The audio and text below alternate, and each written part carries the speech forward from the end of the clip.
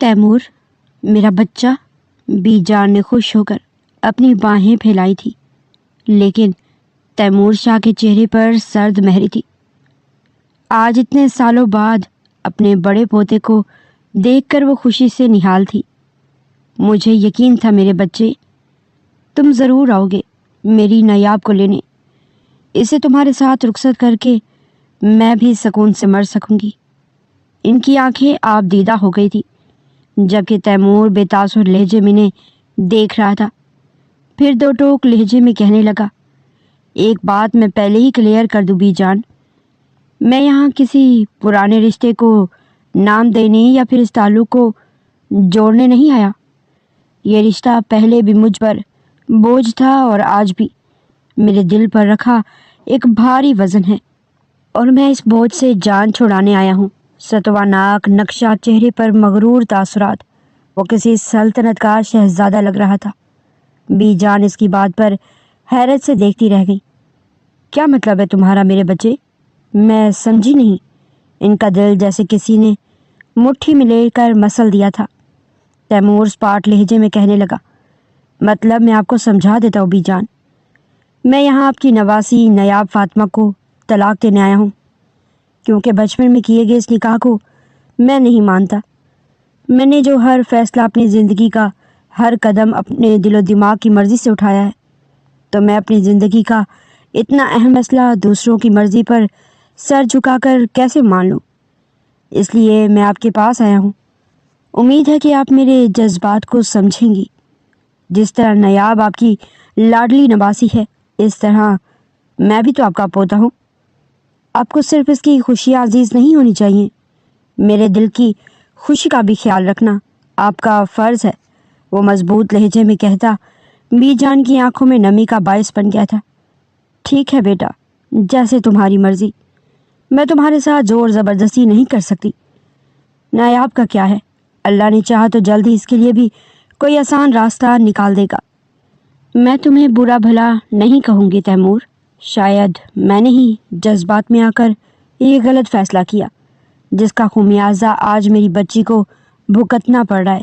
انہوں نے دوپٹے کے پلو سے اپنی آنکھیں صاف کی تھی، لیکن تیمور کے سرد تاثرات پر کوئی فرق نہیں پڑا تھا۔ ٹھیک ہے، پھر میں ڈائیورس پیپر جلد بھیج دوں گا۔ یہ آپ کو پہلے آگاہ کرنا چاہتا تھا تاکہ آپ کے دل میں میری طرف سے کوئی بدگمانی پیدا نہ ہو بی جان۔ اس نے آگے بڑھ کر ان کا ہاتھ تھام لیا تھا، جسے بی جان نے نرمی سے ایک جھٹکے سے چھڑوا لیا تھا۔ پھر وہ اپنی آنکھیں صاف کرتے ہوئے کہنے لگی، تم اتنی دور دوسرے شہر سے آئے ہو، میں تمہیں ایسے نہیں جانے دوں گی، کھانا کھا کر جانا۔ تیمور حیرت سے انہیں دیکھتا رہ گیا۔ اتنی بڑی بات ہونے کے باوجود ان کے چہرے پر، ان کی آنکھوں میں اپنے سب سے لاڈلے پوتے کے لیے صرف محبت کا سمندر تھا۔ تیمور جلد سے جلد وہاں سے چلے جانا چاہتا تھا۔ بی جان کے یوں کہنے پر وہ انہیں اپنے کام کے بارے میں بتانے لگا کہ نہیں بی جان، پہلے ہی بڑی مشکل سے میں وقت نکال کر یہاں پر آیا ہوں، میرے پاس کھانے کا وقت نہیں ہے۔ لیکن بی جان اس کی طرف مڑ کر دیکھنے لگی، پھر کہنے لگی کہ اتنے عرصے بعد آئے ہو، کیا تمہیں اپنی دادی سے اتنی نفرت ہو گئی ہے کہ ان کے پاس کچھ پل بتانا بھی تمہارے لیے محال ہے؟ بچپن میں میرے ہاتھوں میں کھیل کر ہی بڑے ہوئے ہو تم، میں کوئی کنکری دشمن تو نہیں؟ تیمور ان کے الفاظ سن کر چپ ہوا تھا۔ یہ تو وہ بھی جانتا تھا کہ بی جان اس سے کتنی محبت کرتی ہے، لیکن جو فیصلہ نکاح کے روپ میں اس کے لیے کر چکی تھی، اور اس کے بعد سے اس کے دل میں بی جان کے لیے وہ مقام نہیں رہا تھا، وہ انہیں اپنی خوشیوں کا دشمن سمجھنے لگا تھا۔ آج سے 10 سال پہلے انہوں نے بیٹی کے مرنے کے بعد اپنی مری ہوئی بیٹی کی نشانی نایاب فاطمہ کا نکاح بچپن میں ہی اپنے اس پوتے تیمور شاہ کے ساتھ کر دیا تھا۔ کم عمری اور لڑکپن کی وجہ سے پہلے تو تیمور کو اس بات کا علم نہیں تھا، لیکن جیسے جیسے وہ جوان ہوتا گیا تب سے اسے اس رشتے سے نفرت سی ہو گئی۔ جب سب لوگوں نے اسے احساس دلانا شروع کیا کہ وہ لڑکی جو صرف میٹرک پاس اور یتیم و مسکین ہے، وہ تمہاری قسمت کا ستارہ بن گئی ہے، جو کسی طور پر بھی تمہارے قابل نہیں، آس پاس کے لوگوں نے اسے احساس دلانا شروع کیا تو نایاب فاطمہ کو بن دیکھے ہی اسے چڑ سی ہونے لگی۔ آج جب اس نے اپنی تعلیم مکمل کرنے کے بعد اپنے بابا کا بزنس مکمل طور پر سنبھال لیا تھا، صرف چند سالوں میں ہی وہ کہاں سے کہاں پہنچ گیا تھا، تو پھر وہ اتنی معمولی سی لڑکی کو کیسے اپنی زندگی میں لے آتا؟ اپنے ارد گرد جب لڑکیوں کو گھومتے دیکھتا جو بار بار اسے لفٹ کرانے کی کوشش کیا کرتی تھی، وہی اس کی ماں جو کبھی کسی لڑکی کے بارے میں تو کبھی کسی امیر کبیر باپ کی بیٹی کو اس کے سامنے لا کر کھڑا کر دیتی، بار بار اسے یہ کہتی کہ یہ لڑکیاں تمہارے قابل ہیں جو خود بزنس وومن ہیں، تمہارے ساتھ کندھے سے کندھا ملا کر چلیں گی، نہ کہ وہ جاہل گوار لڑکی جس نے بامشکل میٹرک پاس کیا ہے، اور پھر گاؤں کی وہ لڑکی جانتے بھی ہو کیسی ہوتی ہیں، وہی پھدی سی پرانی شلوار قمیض پہنے جو کہ 8 دن تو نہ نہاتی ہیں اور نہ ہی کپڑے اتارتی ہیں، پھر وہ بالوں میں لگا چمبیلی سرسوں کا تیل 2 چٹیاں باندھے۔ بتاؤ بھلا تم جیسے ہینڈسم لڑکی کے ساتھ کیا ایسی لڑکی جچے گی؟ اپنی ماں کے منہ سے یہ باتیں سن کر تیمور کو اکتاہٹ سی ہونے لگتی تھی۔ بھلا وہ کہاں سے ایسی لڑکی کے ساتھ میچ کرتا تھا؟ وہ تو اگر کہیں بزنس پارٹی میں اپنی بیوی کو لے کر جاتا تو الٹا وہ اسے شرمساری کرواتی، گھر والے بھی اس پر شادی کا دباؤ ڈال رہے تھے، جبکہ بی جان نیاب کی خاطر ان سب سے تعلق توڑ کر صرف اپنی نواسی کے ساتھ رہ رہی تھی، کیونکہ وہ اس سے اپنی بی جان سے بھی زیادہ محبت کرتی تھی۔ تیمور آج ایک اہم فیصلہ لے کر یہاں آیا تھا۔ نہ جانے کتنے سالوں بعد بی جان کے بے حد اصرار پر وہ رات کے کھانے کے لیے رک گیا تھا۔ اس گھر میں نیاب اور بی جان کے علاوہ اوپر کرایہ دار بھی آباد تھے۔ تھوڑی دیر بعد گلابی دوپٹے میں ملبوس کوئی اندر آیا تھا۔ بی جان، میں نے کھانا تیار کر لیا ہے، آپ کہیں تو میں ٹیبل پر لگا دوں؟ جتنی نازک بہت ہی اتنی ہی اس کی سریلی آواز تھی۔ تیمور اس سامنے کھڑی اپسرا کو دیکھتا رہ گیا، وہ جیسے کچھ بولنے کی قابل نہیں رہا۔ سفید گلابی رنگت، نازک ایسی جیسے کوئی گلاب کی ڈال، سادہ بلیک چپل، سلیقے سے دوپٹہ سر پر کیے، وہ حسن و دلکشی کا مجموعہ تھی۔ اپنی زندگی میں اتنا سادگی سے ڈھکا چھپا حسن اس نے نہیں دیکھا تھا، تبھی تو وہ پلکیں بھی نہ جھپک سکا تھا۔ اسے بھی شاید تیمور کی نگاہوں کی شدت کا احساس ہوا تھا۔ تبھی بی جان، جن کی آنکھوں میں نمی کی صاف چمک تھی، وہ نرم لہجے میں کہنے لگی، ہاں میری بچی، لگا دو کھانا، بہت دور سے سفر کر کے آیا میرا تیمور، وہ بھی اتنے سالوں بعد۔ ان کی بات پر وہ سر ہلاتی تیزی سے پلٹ گئی تھی، کسی تیز خوشبودار ہوا کے جھونکے کی طرح، اور تیمور اس خوشبو کو محسوس کرتا رہ گیا۔ چند لمحے گزرے تھے جب وہ بی جان سے کہنے لگا، یہ کون ہے؟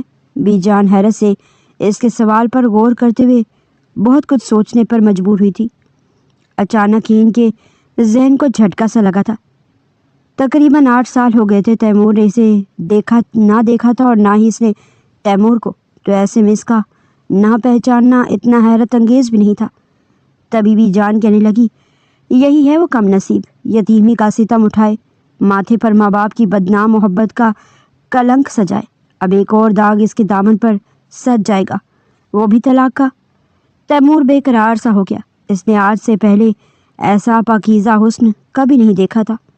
وہ تو دم بخود رہ گیا تھا کہ یہ نیاب ہے، وہ جو گھر سے ایسا تاثر لے کر آیا تھا کہ نیاب ایک کم صورت، کم پڑھی لکھی، معمولی سی لڑکی ہوگی، یہ تو اس کے بالکل الٹ ہوا تھا۔ اس کا دل بے چین سا ہو گیا۔ اسے اتنا خاموش دیکھ کر بی جان کہنے لگی، تمہارے ماں باپ ٹھیک ہیں؟ تمہارا باپ تو آیا تھا ملنے مجھ سے کچھ مہینے پہلے، لیکن تم بچوں نے تو اپنی شکل دکھانا ہی چھوڑ دی۔ وہ ابھی تک افسردہ تھی۔ تیمور کے ذہن پر ایک دھند سی چھائی ہوئی تھی۔ وہ فیصلہ جو بہت بڑا تھا، اب اس کے دل میں عجیب سی ہلچل مچ گئی تھی۔ تھوڑی دیر تک وہ بی جان سے بات چیت کرتا رہا، لیکن اس دوران بھی اس کی نگاہیں دروازے سے باہر تھی، وہ جو اپنی ایک جھلک دکھا کر دوبارہ پلٹ کر کمرے میں نہیں آئی تھی، نہ جانے کہاں غائب ہو گئی تھی۔ لیکن ٹھیک آدھے گھنٹے بعد ہی وہ اپنا گلابی آنچل لہراتی ہوئی پھر سے بی جان کے کان میں سرگوشی کرتے ہوئے کہنے لگی، میں نے کھانا لگا دیا ہے۔ اس کی باریک آواز پر تیمور کے لب مسکرا دیے تھے۔ تو یہ ہے نیاب فاطمہ؟ اس کا دل عجیب انداز میں دھڑکنے لگا۔ اس نے اتنے سالوں بعد پہلی بار اس نازک گلاب جیسی لڑکی کو دیکھا تھا۔ نیاب اس کی پرہدت نگاہیں اپنے وجود پر محسوس کرتی دوبارہ پلٹ گئی تھی۔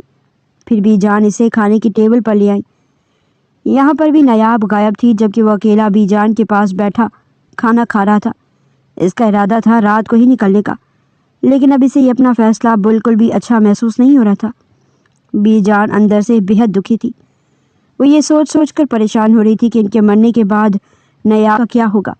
وہ جو ایک آخری سہارا تھا وہ بھی دم توڑ گیا تھا۔ تیمور آج بہت بڑا فیصلہ لے کر یہاں آیا تھا ان کے پاس۔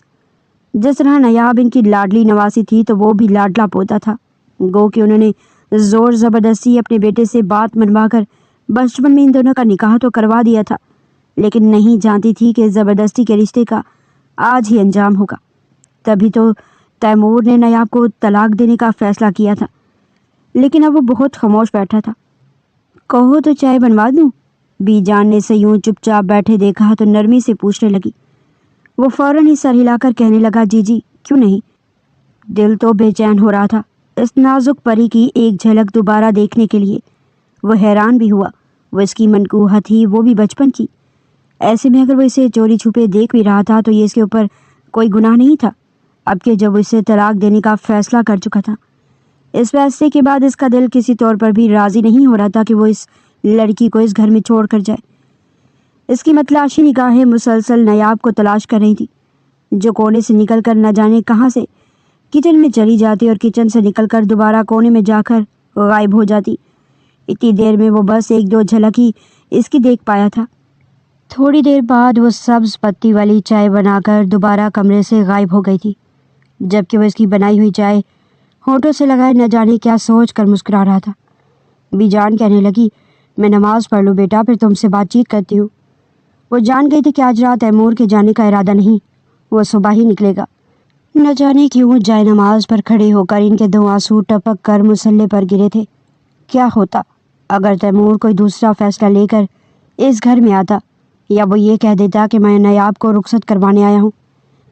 اس کی ماں فائقہ بیگم، جو بی جان اور اس کی نواسی سے سخت نفرت کرتی تھی، یہی وجہ تھی وہ اتنے سالوں سے اپنے پوتے پوتیوں سے دور، اپنے سگے بیٹے سے دور اس شہر میں آباد تھی، اس گھر میں جہاں پر اس کی بیٹی اپنے داماد اور ایک ننھی سی نازک پری کے ساتھ رہتی تھی۔ ان کا بیٹا جہانگیر شاہ، جو بی جان کی بیٹی نازش سے سخت نفرت کرتے تھے۔ وجہ یہ تھی کہ نازش نے گھر سے بھاگ کر شادی کی تھی، محبت کی، وہ بھی مجتبیٰ احمد سے، جو ان کی ذات پات سے بالکل الگ تھا۔ لیکن جس طرح نازش کے گھر والے اس رشتے پر رضامند نہیں تھے، اسی طرح مجتبیٰ کی بھی یہی وجہ تھی کہ دونوں کے گھر والوں نے انہیں اپنے اپنے گھروں سے بالکل بے دخل کر دیا تھا۔ اب وہ ایک کرائے کے گھر میں رہ رہے تھے، لیکن قسمت نے مجتبیٰ احمد کا ایسا ساتھ دیا کہ ان کی نازش سے شادی ہوتے ہی سرکاری نوکری لگ گئی تھی۔ یہی وجہ تھی ان کی زندگی میں خوش نصیبی ثابت ہوئی تھی۔ جیسے ان کی اچھی جگہ پر نوکری لگی، وہ دونوں اس اچھے شہر میں بس گئے۔ یہیں پر انہوں نے اپنا گھر خرید لیا اور شادی کے 7 سال بعد ان کے ہاں نیاب نے جنم لیا تھا۔ وہ ان کی سب سے پہلی اور اکلوتی اولاد تھی، لیکن وہ نہیں جانتے تھے کہ یہ بچی آزمائشوں سے بھری ہوئی زندگی لے کر اس دنیا میں آئی ہے۔ جب ایک پکنک پوائنٹ پر جاتے ہوئے کار ایکسیڈنٹ میں ان دونوں کی موت ہو گئی، لیکن خوش قسمتی سے ایکسیڈنٹ کے وقت نازش نے نیاب کو اپنے بازو میں دبوچ لیا تھا۔ سب کہہ رہے تھے کہ یہ ایک معجزہ ہی ہے اس بچی کا بچ جانا، لیکن دوسری طرف بی جان کا دل تڑپ گیا تھا جب اپنی بیٹی اور داماد کی موت کی خبر سنی۔ اتنے سالوں سے ان کا نازش سے کوئی رابطہ نہیں تھا۔ وہ وہیں پر گر کر بے ہوش ہو گئی تھی، جبکہ جہانگیر شاہ کے چہرے پر کوئی تاثر نہیں تھا۔ ایسی بیٹیوں کو تو پیدا ہوتے ہی مر جانا چاہیے، جو گھر والوں کی بدنامی کا باعث بنتی ہیں، لیکن خیر بہن کو کندھا تو دینا ہی تھا۔ نازش اور مجتبیٰ احمد اپنی بیٹی کے لیے گھر چھوڑ کر گئے تھے۔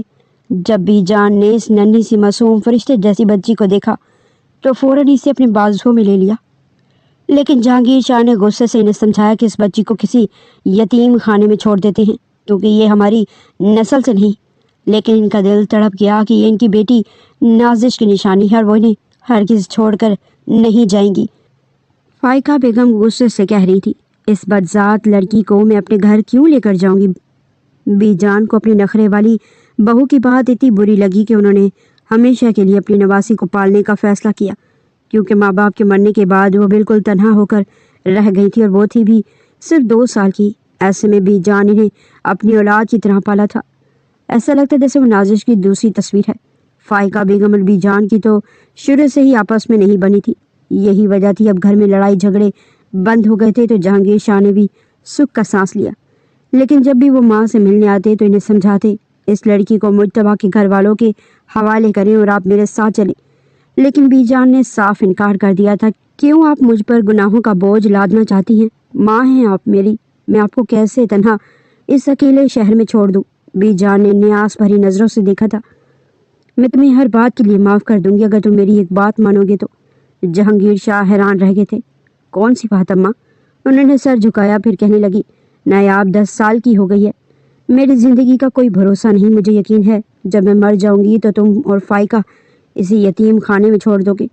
اگر میرے جیتے جی میرے سامنے اسے ایک مضبوط رشتے میں باندھ دو تو میں تمہاری ہر کوتاہی، ہر غلطی کو معاف کر دوں گی۔ جہانگیر بی جان نے اچانک ان کے سامنے ہاتھ جوڑے تھے تو وہ حیران رہ گئے۔ کیسی باتیں کر رہی ہیں آپ؟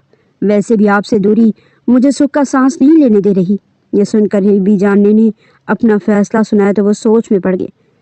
فائقہ بیگم کبھی اس بات پر راضی نہیں ہوں گی۔ ابھی ان کا بیٹا صرف 17-18 سال کا ہے اور اتنی جلدی اس کا نکاح، جبکہ وہ ابھی کالج میں پڑھ رہا تھا، فرسٹ ایئر میں۔ لیکن تیمور شاہ ان کی بھی اولاد ہے، ان کا بھی حق بنتا ہے وہ اس بارے میں کوئی فیصلہ کر سکے۔ یہی سوچ کر انہوں نے بی جان کو تسلی دی تھی کہ انہیں بی جان کی بات پر کوئی اعتراض نہیں۔ یہ سن کر تو وہ خوشی سے جھوم اٹھی تھی۔ پھر ایک پروکار محفل میں اس کم عمر جوڑے کا نکاح ہو گیا تھا۔ گو کہ فائقہ بیگم غصے سے تلملا رہی تھی۔ دل ہی دل میں وہ بی جان سے بدلہ لینے کا سوچ رہی تھی، لیکن ابھی نہ یہ وقت تھا اور نہ ہی موقع، اس لیے چپ رہنے میں ہی عافیت تھی۔ لیکن ان کی نفرت انگیز نگاہیں سفید چہرے والی لڑکی کی طرف تھی جو صرف 10 سال کی تھی، لیکن ابھی سے اس کی اٹھان بتا رہی تھی کہ جوان ہونے کے بعد کیا قیامت ڈھانے والی ہے۔ اسے تیمور سے دور رکھنا ہی بہتر ہوگا۔ بی جان نے نماز پڑھ کے دعا کے لیے ہاتھ اٹھائے تو نہ جانے کیا سوچ کر انہوں نے ایک دعا مانگی کہ انہیں یقین نہیں تھا کہ یہ دعا قبول ہوگی یا نہیں، لیکن رب تو کرنے پہ آئے تو وہ ہو جاتا ہے جس کے بارے میں کوئی گمان نہ ہو۔ بی جان کو نماز میں مصروف دیکھ کر وہ کمرے سے اٹھ کر باہر آ گیا تھا۔ اس کی نگاہیں کسی کو تلاش کر رہی تھی، تبھی نظر سامنے اس کمرے پر پڑی تھی جس کی جلتی روشنی بتا رہی تھی کہ وہ وہیں پر ہے۔ وہ دروازے پر آ کر جم گیا۔ نایاب جو بچوں کی کاپیاں چیک کرنے میں مصروف تھی، آہٹ پر پلٹ کر دیکھا اور پھر ایک دم ہی رخ موڑ لیا۔ لمبی سیاہ چوٹی پشت پر تھی، بالوں کی چھوٹی چھوٹی لٹیں اپنے چہرے پر جھول رہی تھی۔ اس نے ایک دم ہی دوپٹہ اٹھا کر سر پر لیا تھا۔ وہ کھڑی لب کاٹ رہی تھی۔ اس کی خاموشی اور بے نیازی پر تیمور کو غصہ آیا تھا، جسے وہ معمولی لڑکی سمجھ رہا تھا کہ اندر تو نخرہ بھی ہے۔ یہ سوچ کر وہ حیران تھا۔ آپ پلیز بی جان کے پاس جا کر بیٹھیں۔ باریک سریلی آواز اس کی کان میں آئی تھی۔ وہ اسے اپنے کمرے سے نکلنے کا کہہ رہی تھی۔ تیمور کو ایک دم ہی غصہ آ گیا تھا۔ اس کی ایک جھلک دیکھنے اس سے دوستی کرنے کے لیے ترستی تھی۔ کالج، یونیورسٹی، آفس، ہر جگہ اس کی مردانہ وجاہت سے بھرپور پرسنالٹی کے چرچے رہتے تھے، اور سامنے کھڑی لڑکی تو اس کی منکوہہ تھی جو اسے کمرے سے باہر جانے کا کہہ رہی تھی۔ اس کے سخت لہجے پر وہ اس کے سامنے آ کر کھڑا ہو گیا تھا اور غور سے اس کی جھلملاتی ہوئی پلکوں کو دیکھنے لگا۔ خوبصورت سیاہ آنکھیں جن پر گھنی دراز پلکیں بسیرا کیے ہوئے تھی۔ اس کا چہرہ تیمور کی پرحدت نگاہوں کی وجہ سے تپ رہا تھا۔ نہ جانے کیوں سامنے کھڑے شخص کو نظر اٹھا کر دیکھ بھی نہیں پا رہی تھی۔ اس کے چہرے پر ایک اذیت رقم تھی۔ جب یہ شخص اتنا بڑا فیصلہ کر چکا ہے تو یہاں اس کے پاس کیوں کھڑا ہے؟ جب اس سے نفرت میں اتنا آگے آ گیا ہے تو وہ کاغذی رشتہ جسے کئی سالوں پہلے بی جان کی مرضی سے اس کی زندگی سے جوڑ دیا گیا تھا جو اسے خاک کرنے والا ہے، تو پھر یہاں اس کے سامنے آنے کا مقصد؟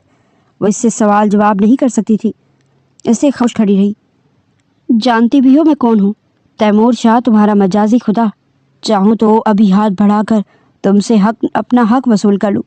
کیا تم مجھے روک پاؤ گی؟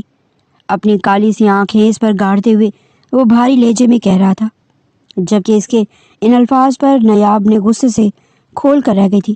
تب اس نے ایک جھٹکے سے چہرہ اٹھایا اور بس اتنا ہی کہہ سکی، جی نہیں، ایسا کوئی حق نہیں رکھتے ہیں آپ، اور نہ ہی میں آپ کی دھمکی سے ڈرنے والی ہوں۔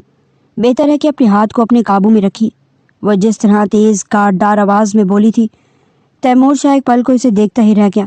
اس سے پہلے وہ وہاں سے گزرتی وہ فوراً اسے بازو سے کھینچ کر اپنے قریب کر گیا تھا۔ وہ نازک اندام لڑکی آ کر سیدھا اس کے سینے سے ٹکرائی تھی۔ ہڑبڑا کر کہنے لگی، یہ کیا کہہ رہے ہیں آپ؟ مگر وہ بغیر اس کی کلائی چھوڑے اپنا دوسرا ہاتھ اس کی کمر پر رکھ گیا تھا۔ کہنے لگا، میں تو تمہیں ترس کھا کر دیکھ رہا تھا، مجھے لگا تھا کہ شاید تمہارے ساتھ رشتے کو ختم کرنا میری سب سے بڑی غلطی ہوگی، لیکن تم تو اپنے منہ میں زبان بھی رکھتی ہو۔ اس کی گرفت میں جھلملاتی ہوئی فوراً خود کو چھڑوا گئی تھی، اپنی نازک کلائی کو اس کے ہاتھ میں چھڑوا کر اسے مسلنے لگی جہاں پر سرخ انگلیوں کے نشان نقش ہو چکے تھے۔ کہنے لگی کہ آپ کو رشتہ ختم کرنا ہے تو کر دیں، مجھے کوئی پرواہ نہیں ہے، جائیں، جہاں میں نے اتنے غم دیکھے ہیں وہاں یہ بھی دیکھ لوں گی، کم از کم برائے نام شوہر کا ٹیگ تو میرے نام سے ہٹ جائے گا۔ یہ کہتے وہ تیزی سے گلابی آنچل لہراتی اس کے سامنے سے گزر کر کچن میں جا کر کھڑی ہو گئی تھی۔ اس کا سانس ٹھوکری کی مانند چل رہا تھا۔ کتنی آسانی سے تیمور شاہ نے اسے یہ سب کہہ دیا تھا، جبکہ کچھ دیر پہلے ہی وہ اس کی تلخ الفاظ سن چکی تھی۔ میں نایاب فاطمہ کو طلاق دینے آیا ہوں بی جان، اس کاغذی رشتے کو ختم کرنا چاہتا ہوں۔ اس سے تیمور کو روبرو کبھی نہیں دیکھا تھا، لیکن وہ اس کی جان میں نہیں بلکہ روح میں بستا تھا۔ جب سے اس نے ہوش سنبھالا تھا تب سے اس نے اپنی زندگی بہت سی لڑکیوں سے مختلف پائی تھی۔ اس کے ماں باپ بچپن میں فوت کیا ہوئے، زندگی بھر کا روگ جیسے اس کی خوشیوں پر پھن پھیلا کر بیٹھ گیا۔ وہ بہت کم ہنستی تھی، کم بولتی تھی، لیکن اس نے صرف اپنی توجہ تعلیم پر صرف کر دی۔ یہی وجہ تھی میٹرک تک تو اس نے اسکول سے تعلیم حاصل کی، اس کے بعد پرائیویٹ وہ ایک قریبی اسکول میں ٹیچنگ کر رہی تھی، لیکن اس کی ساری تھکن، ساری اداسی بی جان کی بس ایک بات پر ہوا ہو جاتی، تیرے مستقبل کے بارے میں تو مجھے فکر نہیں، نیاب تیرا رشتہ تو میں نے تیمور کے ساتھ ایسا مضبوط باندھا ہے کہ کوئی بھی اسے نہیں توڑ سکتا۔ ایک دن آئے گا، وہ آئے گا تجھے ڈولی میں بٹھا کر اپنے ساتھ لے جائے گا، پھر میں بے فکر ہو کر مروں گی۔ کیسی باتیں کرتی ہیں آپ بی جان، خدا آپ کو میری بھی عمر لگا دے۔ وہ فوراً ان کا ہاتھ تھام لیتی تو بی جان اسے پیار سے سینے سے لگا لیتی۔ جھلی، یہ تو دنیا کا دستور ہے کہ بیٹی کو رخصت کرنا ہی پڑتا ہے، میں تجھے بڑی شان سے تیمور کے ساتھ رخصت کروں گی۔ تیمور یہ، تیمور وہ، تیمور ایسا ہے، تیمور ویسا ہے، بس ایک بچپن سے لے کر جوانی تک اس نے ایک ہی نام سنا تھا، وہ تیمور کی منقوہ ہے۔ ایک دن اسی کے سنگ رخصت ہو کر چلے جانا ہے۔ وہ بن دیکھے ہی اس سے شدید محبت کرنے لگ گئی تھی۔ آج جب دروازہ کھولا تو سامنے کھڑے سفید شلوار قمیض اونچے لمبے قد والے نوجوان کو دیکھ کر وہ پلک جھپکتے نہیں پہچان گئی تھی۔ اس کا دل تو گویا دھڑکنا ہی بھول گیا تھا۔ اب اس نے دروازہ کھولا ہی تھا جب پیچھے سے بی جان کی آواز آئی تھی، نیام بیٹی کون ہے؟ اور وہ اتنا بھی نہ کہہ سکی کہ دروازے پر وہی ہے جس کی راہ اس کی آنکھیں پچھلے کئی سالوں سے دیکھ رہی ہیں، لیکن وہ کچھ کہے بنا ہی بس نظر جھکا کر کچن میں چلی گئی اور اپنی خوشی سے ڈگمگاتے دل کو سنبھالنے کی کوشش کرنے لگی۔ اس کے دل کو جیسے پنکھ لگ گئے تھے، سمجھ نہ آ رہی تھی کہ آج گھر میں آئے اس اتنے خاص مہمان کے لیے وہ کیا بنائے۔ تبھی چائے کی ٹرالی دیگر لوازمات کے ساتھ سجا کر وہ بھی بی جان کے دروازے کے پاس لے آئی تھی، لیکن اندر سے آنے والی تیمور کی سرد آواز نے صرف اس کے جسم سے جان ہی نہیں، اس کی روح بھی کھینچ لی تھی، اور وہ بالکل ساکت دروازے کے پاس کھڑی رہی، اتنی بھی ہمت نہ کر سکی کہ اس چائے کی ٹرالی کو اندر لے کر جا سکے۔ اس کے کانوں میں بس یہی الفاظ گونج رہے تھے، میں نیاب فاطمہ کو طلاق دینے آیا ہوں۔ بی جان، یہ رشتہ میرے لیے ایک بوجھ ہے۔ اس کی آنکھیں سرخ ہو گئی تھی، دل چاہ رہا تھا دھاڑے مار مار کر روئے، لیکن ہمیشہ کی طرح وہ اپنے آنسو اندر ہی گرانے لگی۔ کاش تیمور یہ الفاظ کہنے سے پہلے ایک بار اس کا حسین مکھڑا دیکھ لیتا تو اسے اپنے ہی لفظوں پر شرمندگی محسوس ہوتی، لیکن اب بہت دیر ہو گئی تھی۔ روشن پیشانی والوں کے نصیب اکثر بہت خراب ہوتے ہیں، اور یہی نیاب فاطمہ کے ساتھ ہوا تھا۔ اس نے اپنے اوپر خاموشی کی ایک دبیز چادر اوڑھ لی تھی، لیکن اب یہ شخص اس کے سامنے کھڑا اسے اتنے غور سے کیوں دیکھ رہا تھا، وہ یہی سوچ کر حیران تھی۔ تبھی اسے تیزی سے جواب دے کر وہ اس کے سامنے سے گزر کر کچن میں چلی آئی۔ تیمور حیران رہ گیا تھا، اس کا مطلب ہے کہ یہ لڑکی بھی اس رشتے سے جان چھڑانا چاہ رہی تھی۔ کیا یہ کسی اور کو پسند کرتی ہے؟ یہ سوچ اسے آگ لگا رہی تھی۔ پوری رات وہ کسی اندیکھی تپش میں جلتا رہا۔ صبح سویرے ہی اسے واپس جانا تھا، تبھی بی جان سے ملتے ہوئے اس کی نظر اس کالے کپڑوں میں ملبوس لڑکی پر پڑی جو ہیرے کی طرح دمک رہی تھی۔ نظر جھکائے وہ دروازے کے پاس کھڑی تھی، اس کی طرف غلطی سے بھی آنکھ اٹھا کر نہیں دیکھا تھا، اور یہی بات تیمور سے برداشت نہیں ہو رہی تھی۔ وہ تو سوچ رہا تھا اس کے اتنے بڑے فیصلے پر یہ لڑکی خوب روئے گی، چیخے چلائے گی، ماتم کرے گی، لیکن اس کے چہرے پر ایک گہری خاموشی تھی اور چہرے پر کوئی تاثر نہیں تھا۔ تبھی وہ بی جان سے ملتے ہوئے نے بلند آواز میں کہنے لگا، رخصتی کی تیاری کریں، آپ میں صرف 1 مہینے بعد ہی نیاب کو اپنے ساتھ رخصت کروا کر لے جانا چاہتا ہوں۔ اس کی انہونی بات پر بی جان حیرت سے आंखों पर हाथों का छज्जा बनाए से देखती रह गई। अरे क्या हो गया लड़के, बावला हो गया क्या? रात को तो कुछ और कह रहा था और अब ये क्या कह रहा है? रात को जो कुछ कहा था वो सिर्फ एक मजाक था, लेकिन नायाब मेरी जिम्मेदारी है और इस जिम्मेदारी को मैं जल्द अज जल्द अपनी ज़िंदगी में लाना चाहता हूँ। इस पर अपनी गहरी नज़र डालते वो बीजान के आगे सर झुका गया था। इसने तो तैमूर को आंख उठाकर भी नहीं देखा था, जबकि इसका दिल हैरत से मचल कर रह गया था। ये कैसे हो सकता है? बीजान खुद भी इस मुआवजे पर हैरान थी। दिल ही दिल में तशक्कुर के आंसू बहाती इनका चेहरा खुशी से खिल उठा था। फिर वह तैमूर के बाजू पर हाथ रखते हुए कहने लगी, तुम सच कह रहे हो मेरे बच्चे? कह दो कि मैं कोई ख्वाब नहीं देख रही। मुझे यकीन था तुम मेरा मान नहीं तोड़ोगे। अभी बीबी जान की आंखों में खुशी के आंसू झिलमिला रहे थे। तभी पैर पटकते हुए नायाब इनके सामने आई थी। कोई ज़रूरत नहीं है बीजान आपको इस शख्स की मिन्नतें करने की। मैं बोझ हूँ क्या पर, या फिर लूली लंगड़ी हूँ जो आप इतनी मिन्नतें कर रही हैं इनकी? इसकी आंखों में शोलों की लपक थी और तैमूर इसकी दीदा दलेरी और इसकी जुरात पर अशश कर उठा। सच में इस लड़की में कुछ तो है बहुत खास, जैसे दूसरों से बहुत अलग कर रहा था। वो ज़ेर लब मुस्कुरा दिया था। अगर आपकी इजाज़त हो तो मैं नायाब से अकेले में कुछ बात करना चाहता हूँ। तैमूर ने मुस्कुराकर बीजान से इजाज़त मांगी तो नायाब से लग उठी। वो पैर पटकती हुई फ़ौरन अपने कमरे में चली गई थी। न जाने क्यों इस शख्स का सामना करने से वो इतना घबरा रही थी। तैमूर ने जिस तरह से तलाक देने का फैसला करने के बाद इसे अपनाने का फैसला किया था, ये बात इसकी समझ से बाहर थी और इसे एक जिल्लत की तरह चुभ रही थी। अभी वह इसके पास आने वाला था और इसकी हथेलियाँ अभी से पसीने से गीली हो रही थी। जैसे दरवाजे पर दस्तक हुई तो इसकी कानों की लूएं दहकने लगी। इतना गुस्सा, इतनी बेनियाजी, जिसे मैं आम समझ रहा था वो तो बहुत खास निकली। तैमूर का लहजा बहुत नरम और हमवार था। आंखों में मिठास लिए वो नायाब की तरफ देख रहा था, जिसकी गहरी काली सियाह पलकें मारे शर्मो हया के लर्ज रही थी। मैं कोई खास नहीं, बल्कि बहुत आम, और इस आम लड़की को अपनाने का फैसला बहुत सोच समझ कर कीजिएगा, कहीं बाद में शर्मिंदगी ना हो आपको। इसके गुलाबी लब ऐसे हिल रहे थे जैसे फूल झड़ रहे हों। इसकी तलख बातें भी तैमूर को किसी सुहाने ख्वाब की मानद लग रही थी। वो अचानक ही 2 कदम आगे बढ़ा था और इसे इतने करीब देखकर नायाब की जान जैसे हथेली में आ गई थी। वो 2 कदम पीछे हटी और फिर कांपते हुए कहने लगी, प्लीज़ आपको जो भी बात करनी है दूर रह कर करें। लेकिन वो इसके इतना कहने पर 2 कदम मजीद करीब आया था और अगले ही लम्हे अपना हाथ इसके कंधे पर रख कर अपनी गर्म सांसें इसके चेहरे पर निछावर करके कहने लगा, लड़की, शोहर हो तुम्हारा, कोई हक नहीं रखती तुम मुझे खुद से दूर रखो। बाहर तुमने सुन तो लिया होगा कि मैं तुम्हें रुखसत करके अपने साथ लेकर जाना चाहता हूँ। मेरा बस चले तो अभी के अभी तुम्हें अपने साथ रुखसत करके ले जाऊँ, लेकिन तैमूर शाह की शादी है, धूमधाम से होगी और तमाम तर रीत और रिवाज के साथ। मैं तुम्हें अपने साथ रुखसत करके ले जाऊँगा। सबको पता चलना चाहिए कि तैमूर शाह अपनी बीजान को की पसंद को अपना चुका है। वो कुछ इस अंदाज में बोला था। एक पल को नायाब इसका चेहरा देखने लगी। फिर इस अगले ही लम्हे इसके कान में वही अल्फाज गूंजने लगे थे जो इसने गुज़श्ता रोज़ सुने थे। फ़ौरन इसका हाथ अपने कंधे से झटक कर कहने लगी, आप ये रिश्ता ख़त्म करने आए थे राइट? और यहाँ पर मुझे देखकर यकीनन बाकी लड़कियों की तरह आप भी मेरे हुस्न पर फिदा हो गए हैं। मेरा हुस्न देखकर आपका जी यही चाह रहा होगा कि आप मुझसे शादी कर लें, मेरे साथ कुछ वक्त गुजारे, फिर जब आप मुझे वहाँ शहर ले कर जाएँ तो बीजान से दूर, तो जब आपका दिल भर गया फिर आप मेरे सर पर सोतन ले आएंगे और फिर मैं किसी फजूल सामान की तरह आपके घर में पड़ी रहूँगी। यही चाहते हैं ना आप? इस लड़की की दिमागी कैफियत देखकर तैमूर एक पल को चुप सा हो चुका था। वो बात को कहाँ से कहाँ लेकर जा रही थी। एक गहरी सांस खारिज करके इसने नायाब को देखा। वो इसे अब कैसे बताता कि वो इसके बात करने के अंदाज को देखकर, इसकी आंखों में छुपे ख्वाब को देखकर इसका इस पर फिदा हुआ था। लेकिन बहरहाल वो भी तनक कर ये कहने लगा कि हाँ, तुमने जो समझना है समझो, लेकिन अब तुम मेरी मलकियत हो। वो फिर से कहने लगी, मैं आपकी ज़रे खरीद गुलाम नहीं। लेकिन अगले पल इसकी कमर में हाथ डालकर इसे अपने करीब करके कहने लगा कि जितनी ज़्यादा बातें करोगी उतनी ही कम होती जाएंगी। ये ना हो कि मैं मजबूर हो जाऊं अभी और इसी वक्त तुम्हें अपने साथ शहर ले जाने के लिए। आज से 1 महीने बाद मैं यहाँ पर तुम्हें रुखसत कराने के लिए आऊँगा।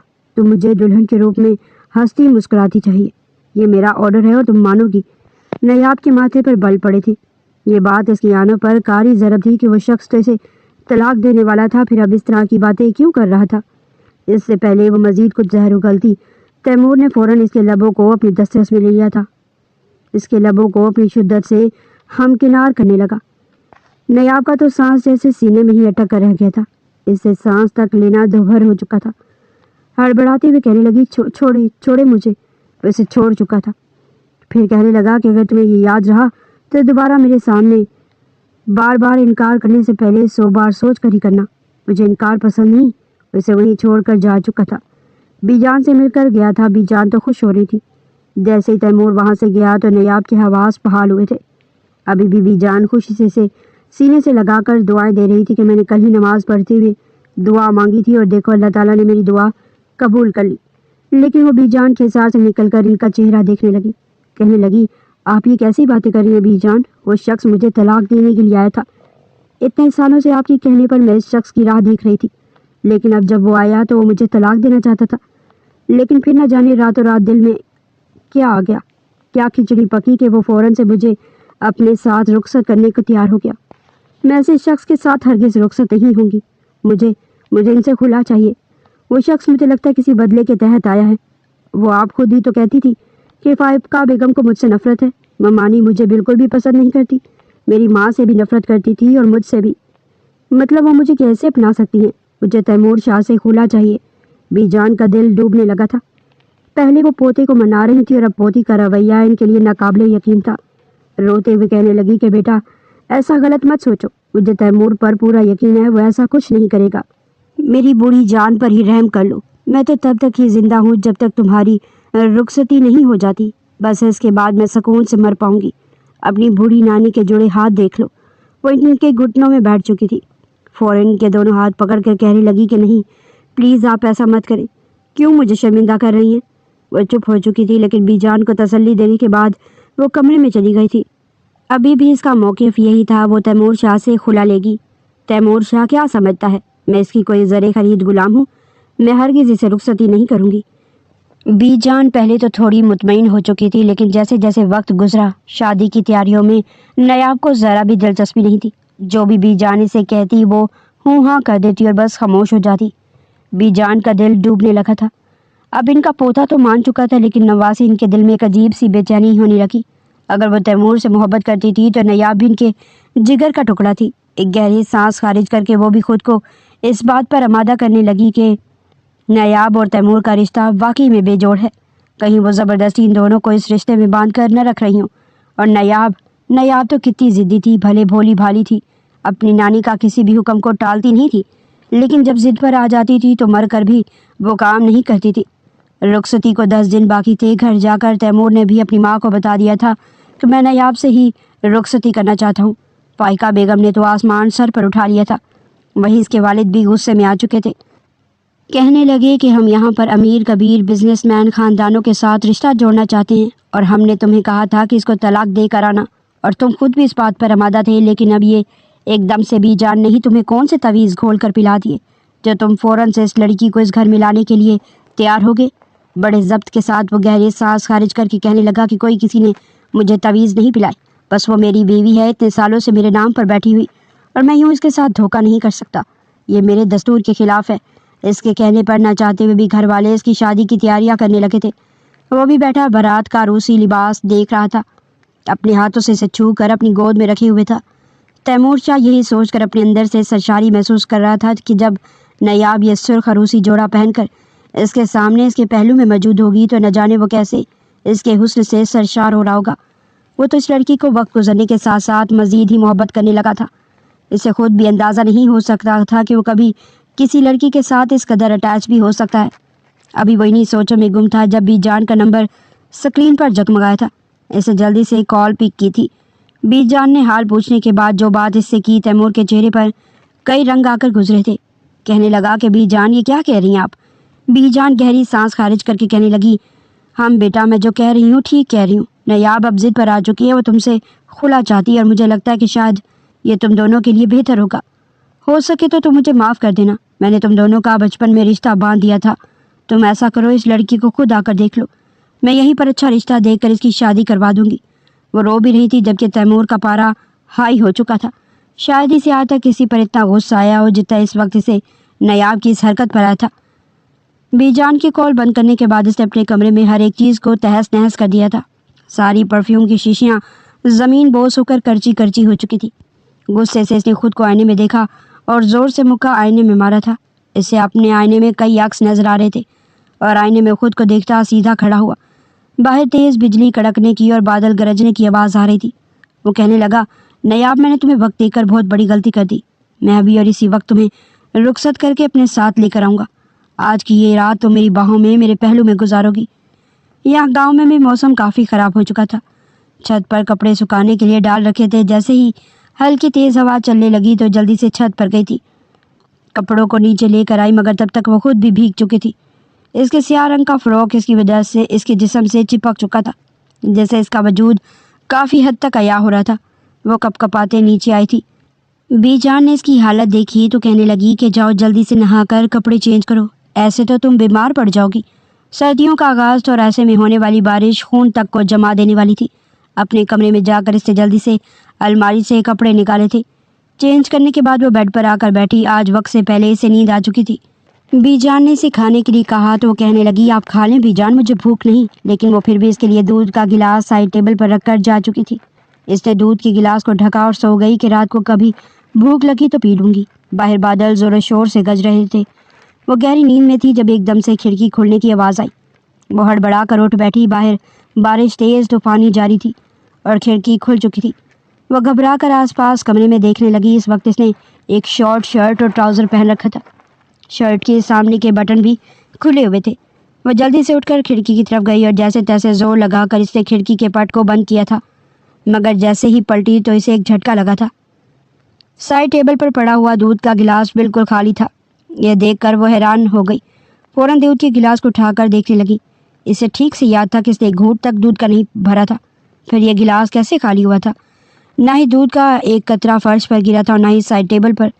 وہ ابھی یہ سوچ رہی تھی جب بیڈ پر بیٹھ کے جیسے ہی دوبارہ کمفرٹر میں لیٹنے لگی تو اس کی چیخ نکلتے نکلتے بچی تھی، کیونکہ بیڈ کی دوسری جانب کوئی لیٹا ہوا تھا. وہ کوئی اور نہیں بلکہ تیمور شاہ تھا. اس سے پہلے وہ زوردار چیخ مارتی وہ اس کی کمر میں ہاتھ ڈال کر اسے اپنے قریب کرتا اس کے لبوں پر اپنے ہاتھ رکھ چکا تھا. دل کی دھڑکن اس قدر تیز ہو چکی تھی کہ تیمور اپنے کانوں تک اس کا دل دھڑکتا ہوا سن سکتا تھا. کہنے لگا کہ یہ رات کے اس پہر چلانے کی کوئی ضرورت نہیں ہے.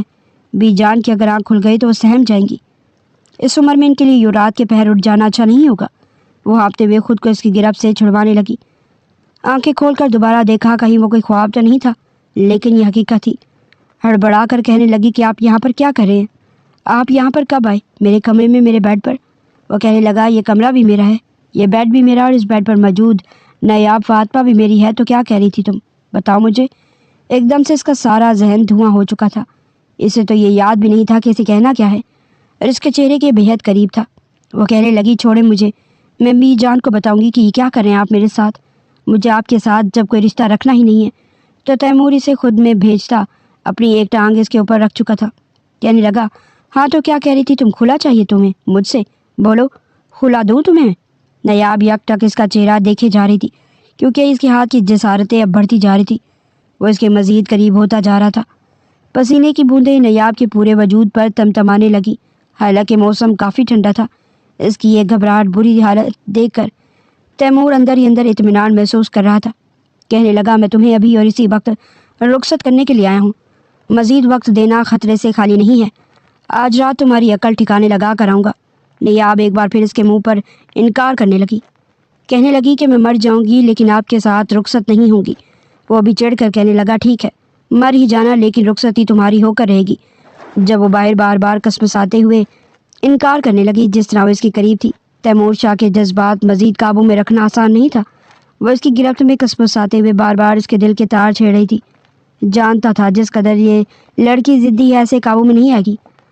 اگلے ہی پل اس نے اس کے بالوں سے اسے جھگڑا اور پھر اپنے لب اس کے لبوں میں پیوس کر دیے. بڑی دیر تک اس کے لبوں پر حاوی رہا اور پھر دھیرے دھیرے اس کے شرٹ کے باقی کے بٹنز بھی اس نے کھولنا شروع کر دیے.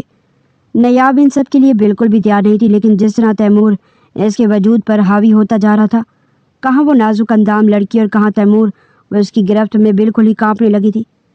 پھر وہ شدتوں سے اس پر حاوی ہوتا اس پر اپنا حق وصول کرنے لگا. اس کو بالکل بھی اندازہ نہیں تھا کہ اس کے ساتھ ایسا بھی کرے گا. نیاب کی آنکھوں سے آنسو نکل آئے تھے لیکن تیمور نے اس کی آنکھوں میں آئے ان آنسوؤں کی بالکل بھی پرواہ نہیں کی تھی. اپنا حق وصول کرنے کے بعد اسے چھوڑا تھا. بیڈ کی چادر رنگین ہو چکی تھی. ایک نظر اس نے نیاب کو دیکھا جو ابھی بھی روتے ہوئے تیمور کو برا بھلا کہہ رہی تھی کہ یہ سب کچھ کرنا چاہتے تھے آپ. کیوں کیا آپ نے ایسا؟ میں جب آپ سے خلا کی ڈیمانڈ کر رہی تھی آپ ہوتے کون ہیں میرے ساتھ یہ سب کچھ کرنے والے؟ کچھ سوچ کر تیمور ایک بار پھر اسے باہوں میں بھر گیا. پھر کہنے لگا لڑکی میری بات کان کھول کر سن لو، یہ تو صرف ٹریلر تھا جو میں نے تمہیں دکھایا۔ اب صبح تم اٹھو گی، بی جان کے ساتھ خوش اخلاقی سے بولو گی، ان کو کہو گی کہ تم میرے ساتھ رخصتی کرنے کے لیے تیار ہو۔ وہ بس تمہارا بچپنا تھا جو تم بار بار خلا کی ڈیمانڈ کر رہی تھی تاکہ بی جان مزید تمہاری اور میری وجہ سے پریشان نہ ہو۔ عمر دیکھو ان کی، کیسی مطلبی ہو تم۔ میں نے جو کیا سو کیا، لیکن اب تم بھی انہیں تکلیف دینا چاہتی ہو۔ اگر اگلی صبح تم نے اپنی ڈیمانڈ واپس نہ لی اور خوشی خوشی میرے ساتھ رخصت نہ ہوئی تو میں بتا رہا ہوں ہر رات میں یہاں پر آؤں گا اور تب تک تمہیں نہیں بخشوں گا جب تک تم میرے بچوں کی ماں نہیں بن جاتی۔ تیمور کی یہ دھمکی سن کر وہ چپ سی ہو چکی تھی۔ تیمور اسے وہیں پر چھوڑ کر جا چکا تھا۔ بی جان اس بات سے ہی انجان تھی کہ ان کا لاڈلا پوتا رات کو اس گھر میں بھی آیا تھا۔ اگلی صبح وہ اٹھی، لیکن ابھی تک ان کی لاڈلی نواسی اٹھی نہیں تھی۔ انہوں نے ناشتہ بھی خود تیار کیا تھا۔ اس کے کمرے میں آئی تو وہ بیڈ پر آڑی ترچھی لیٹی ہوئی تھی۔ اس کے قریب آئے، اس کی گردن اور کانوں سے بال ہٹائے، تبھی اس کی گردن پر سرخ نشان دیکھے تھے۔ کہنے لگی اوہو، لگتا ہے لڑکی نے رات کو ٹھیک سے کھڑکی بند نہیں کی، دیکھو تو مچھر آگے تھے، کیسے پوری گردن پر سرخ نشان بنا دیے۔ نیند میں اپنی نانی کی آواز سن کر وہ ہڑبڑا کر جاگ چکی تھی۔ پورے وجود میں درد کی ٹھیسیں اٹھ رہی تھی۔ تیمور کے لمس نے ساری رات اسے تڑپائے رکھا تھا۔ کہنے لگی کہ بی جان آپ اٹھ گئی۔ بی جان اس کے ماتھے پر ہاتھ لگانے لگی، اسے تیز بخار ہو رہا تھا۔ کہنے لگی خیر ہے تمہیں تو بہت تیز بخار ہو گیا، میں تمہارا ناشتہ کمرے میں ہی لے آتی ہوں۔ وہ چپ سی ہو چکی تھی، پورا بدن ٹوٹ رہا تھا۔ رات کو تیمور جانے سے پہلے ہی اسے پین کلر دے کر جا چکا تھا۔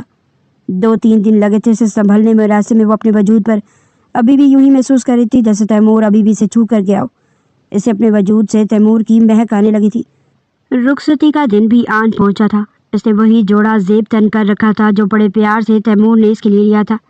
اس کے چہرے پر تیمور کی محبت ایک الگ ہی طرح کی رونق بکھیر رہی تھی۔ بڑے دھوم دھام سے تیمور بارات لے کر آیا تھا۔ فائقہ بیگم کے ماتھے کے بل سیدھے نہیں ہوئے تھے، نہ ہی انہوں نے کسی سے سلام دعا کی، نہ بی جان یا پھر نیاب سے بات کرنے کی کوشش کی تھی۔ لیکن جب رخصتی کا وقت آیا تو تیمور نے بی جان کا بھی ہاتھ تھام لیا تھا۔ کہنے لگا کہ بی جان آپ ہمارے ساتھ ہمارے گھر چلیں گی، میں یہاں آپ کو اکیلا نہیں چھوڑ سکتا۔ جب تک آپ کی نواسی ساتھ ہی وہ الگ بات تھی۔ بی جان کبھی اس کا تو کبھی فائقہ بیگم کا چہرہ دیکھتی۔ کہنے لگی کہ ایسا نہیں ہو سکتا ہے، تمہاری ماں کو اور شاید تمہارے باپ کو یہ اچھا نہیں لگے گا۔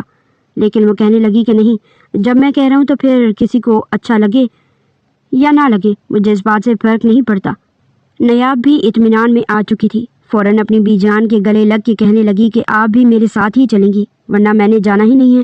تیمور تو بس اسے گھور کر دیکھتا رہ گیا تھا۔ یوں بی جان کو وہ اپنے ساتھ لے کر شہر آ چکے تھے۔ بڑی خوبصورتی کے ساتھ تیمور کا کمرہ سجایا گیا تھا۔ اس کمرے میں بیٹھی ہوئی تھی، اس کے پیٹ میں گرہیں پڑ رہی تھی۔ نہ جانے آج پوری رات وہ اس کے ساتھ کیا کرتا۔ اس رات کا ہی لمس وہ ابھی تک نہیں بھول پائی تھی۔ اسے غصہ بھی تھا۔ جیسے ہی تیمور کمرے میں آیا، اس کے سامنے آ کر بیٹھا، وہ فوراً سمٹ کر پیچھے ہٹی تھی۔